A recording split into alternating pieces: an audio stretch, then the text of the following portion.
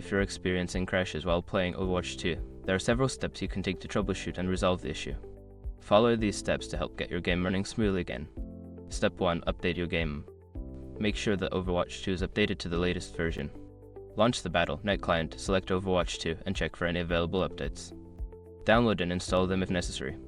Step 2. Check system requirements. Ensure that your computer meets the minimum system requirements for Overwatch 2.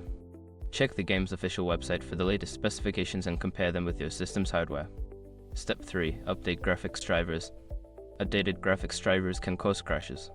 Visit the website of your graphics card manufacturer NVIDIA, AMD, or Intel and download the latest drivers for your specific model. Install them and restart your computer. Step 4. Disable background applications. Some background applications can interfere with Overwatch 2. Close any unnecessary programs running in the background, especially overlays, recording software, or other games to see if the crashing persists. Step 5. Repair game files. If the game files are corrupted, it can lead to crashes. In the Battle.net client, click on Overwatch 2, then select Options and choose Scan and Repair. Follow the prompts to repair any damaged files.